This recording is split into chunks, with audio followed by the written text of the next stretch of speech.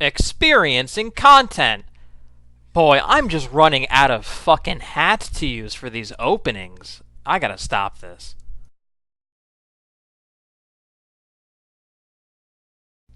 Hi everyone, I'm Jared Russo, and I make stupid videos in my spare time.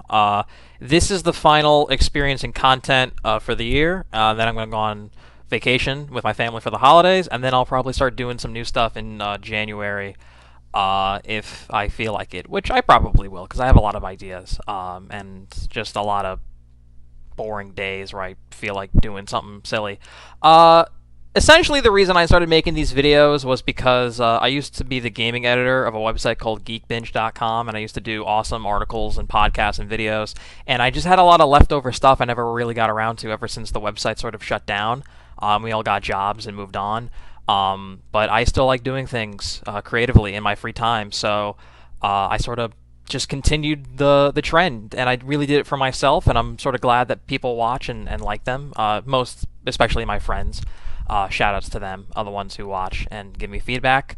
And so I guess what I wanted to do was give you some 2017 bold predictions, because I really like doing that.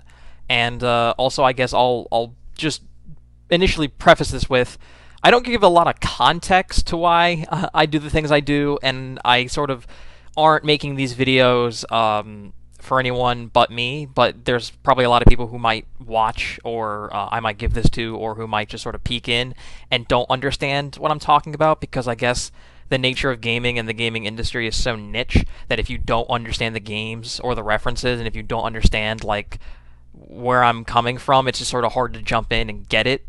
So I guess I'll try to work on that in 2017, and I guess so. Initially, I should, I guess, explain how I came up with the idea and the name and why I'm doing it. So there's a show that I love to death. It is called The Final Bossman. It's made by a guy named Kyle Bossman, and he's sort of the biggest inspiration for me making these videos. And there's a clip from one of his earlier episodes that I fell in love with and went, I have to name my show this. And so I'm going to show the clip now. And I hope you understand where I'm coming from when I name the show Experiencing Content. It's an inside joke.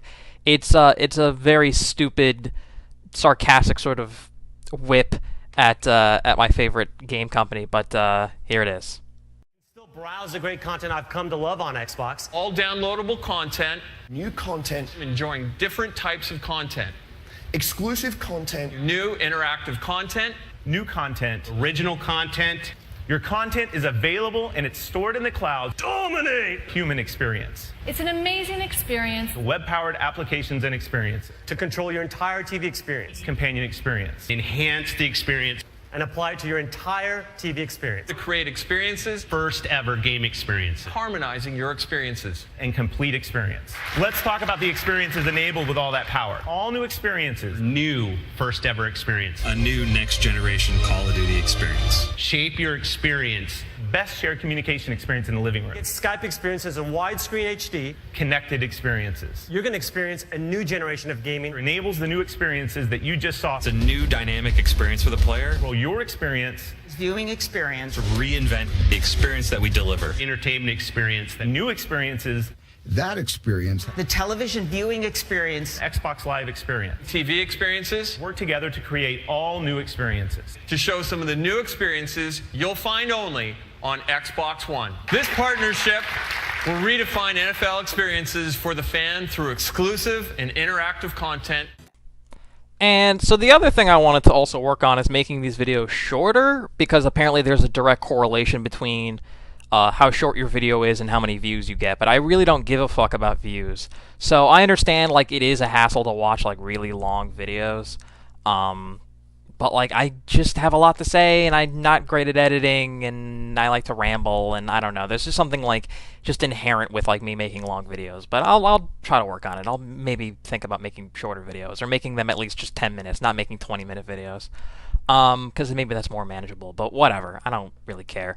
So I'm just going to sort of, flip through a bunch of these predictions as quickly as I can and sort of just put somewhat accompanying B-roll behind them. If not, whatever. I'm not going to sit here for, fucking 15 hours trying to, pick out specific games to predictions when some of these aren't even about games. So, whatever. All right, let's get to it.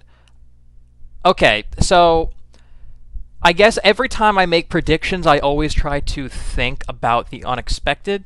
I always try to think about the fact that every year when it starts, you do not know most of the games that are coming out for the rest of the year. Like, a lot of them don't have release dates, a lot of them aren't announced, there are things to be revealed.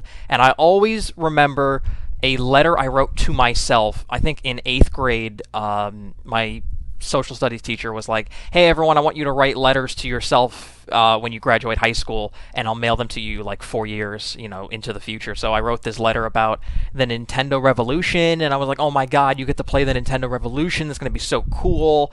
I hope you enjoy that in the future, me. Also, you probably don't have a girlfriend. And then I read that when I was graduating high school, and I was like, yep, I got myself. That was a zinger. But that always just shows you, like, you really don't know what the fuck is going to happen within 12 months. So here are these, crazy bold predictions I'm going to make, and I don't know if I'll ever come back and look at them and say, boy, I was right, or boy, I was a fucking idiot. But, so my first prediction is, the Game of the Year for 2017 has not been shown or revealed yet. Some mystery game we don't know is being worked on is probably the Game of the Year. We all think it's one thing, it's probably going to be another. The second thing I have predicted here is that the entire year, Kingdom Hearts 3 and The Last of Us Part 2 will do nothing but tease the shit out of us and still not come out anytime soon. We'll be sitting, in our houses in 2017 going, boy, I wish I had those games. They're not coming anytime soon. The next prediction is that E3, which has been really down the last couple of years, has a really big bounce back year. I'm just going to go out on a limb and say that with new consoles and with a bunch of really big games, I feel like this is the year that, like, we're finally going to be like, yeah, E3's back! Because I feel like a lot of companies are just sort of, like, not doing it, I'm not going to cut them any slack. They gotta step their game up. The next prediction: the industry is going to freak out about sales figures, and then we're going to start to see a real divide between $60 games and free-to-play games. This is sort of spurred from holiday 2016 when a shit ton of big games did not sell as well, and I think there was a huge divide between people playing on mobile and tablets, and I think there's a huge divide between people playing free-to-play games and esports games, and, like, there are only so many dollars to go around, and there's only so many sets of eyeballs to go around. And when you have an increasingly large number of people playing nothing but Hearthstone and League of Legends and Dota 2, you're just inevitably going to see fewer and fewer sales for big games that used to sell when those things weren't out. And if Nintendo keeps making games like Super Mario Run and Pokemon Go and that stuff really blows up, like, there's just going to be some weird divide that freaks out the industry. And the only thing that's going to save us is indies. Yep, indie games. Still the best. Next prediction, reviews die.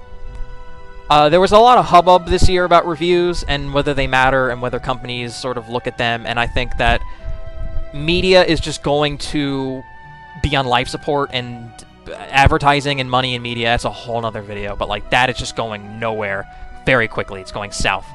And, reviews are just going to die, and they're not going to really play an impact. People are going to buy what they're going to buy, and if they want to wait and find out if something's good, it doesn't matter, because you could buy Final Fantasy 15 on launch, and then a month or two later, it gets patched with fucking improvements to the story and cutscenes and gameplay. Like, games are evolving now forever, their services, and you're never going to be able to know if a game is good or not, or purchasable, or worth it when it comes out. So reviews are now meaningless. They have sort of been going that way, and I feel like publishers are now picking up on that fact. So reviews are going to be dead, which is really sad, because I love reviews, and I love games criticism, but I guess that stuff is going to have to just be hindsight 2020, sort of like, boy, that was a shitty game in hindsight. Next prediction: the Nintendo Switch will be marginally better than the Wii U, and it will be also marginally better in sales by the end of that console's generation. But most of us will not want to travel around with it, and we'll just sit at home and play it like a GameCube. So, like, I think people are going to buy this thing and they're going to sit in their houses and just play it like a regular console and not really move around with it, and if they do, it'll just be in their home, like on their bed or couch or whatever, and there'll be very, very, very limited amounts of people traveling around with it and taking it on the plane and on the train and whatever, because it's just, I'm not sold on the battery life, and I'm not sold on how big the screen is, or if it can actually play, PS4 quality ports You know, like, I'm not quite sure every year there's going to be just, like, the new Madden's going to come to it. I'm not 100% sold on third parties, and I feel like we're just going to buy it. We're going to put it in our house like a GameCube. We're just going to play the you know, the games that we all like and maybe pick it up and go to the bathroom with it. So, but it'll at least be better than the Wii U. That's my prediction. All right, next up. 2017 is the year of delays. Such an easy prediction. All the games that you think are coming out are not coming out. Red Dead 2 might get delayed, Crackdown 3 might get delayed, Scalebound, Shenmue 3, Gran Turismo Sport, or the next one they're making. Mass Effect might get another delay. Marvel vs. Capcom Infinite, Prey, Sea of Thieves, any game that is coming out has the potential to get delayed and will probably get delayed either by a month or just out of 2017. So all the things you think are coming out are probably not coming out. Spoilers, that's how the industry works. Next prediction. Esports invades the mainstream culture very slowly but surely. Flags are planted. And this is because this is the year that I finally turned on my TV and saw advertisements for and could just watch esports. Like, I could just watch Counter-Strike or Street Fighter. They just had it. Heroes of the Storm. You just go on ESPN or TBS or whatever and just watch esports. I feel like that stuff's going to get bigger, and I feel like esports is slowly going to start to creep into the point where you see teams showing up on Fallon, and people might start watching it more in bulk, and more money's probably going to flood into it. I'm not sure if it's a bubble. There will always be competitive gaming no matter what happens to tournament sizes or advertising sizes or prizes, you know, like how much money you win. That stuff's coming, man. But it won't be a big knock on the door, knock it over sort of event. It'll just sort of be like oh yeah, that's right. That's the thing that people like, that I'm into.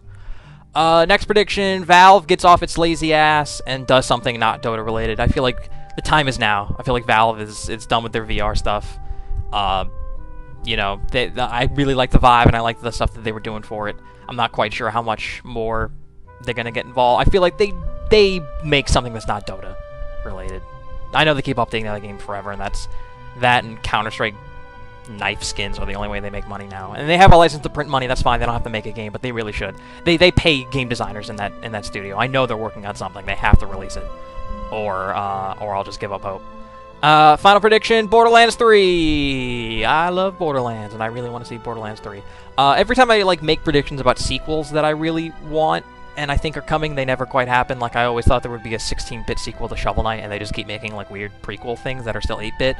And I always thought there would be another Banjo, and then Yooka-Laylee was the thing, which I'm super excited for. But this is the one. Borderlands 3 is the sequel that I actually want, that will actually be a thing that I'll actually play. Because I love Borderlands. Final prediction. 2017 is the year that we all die because Donald Trump destroys American democracy, the planet is doomed, and nothing will ever be the same, and the U.S. is no longer a superpower, and there will be another recession, and it will destroy everything.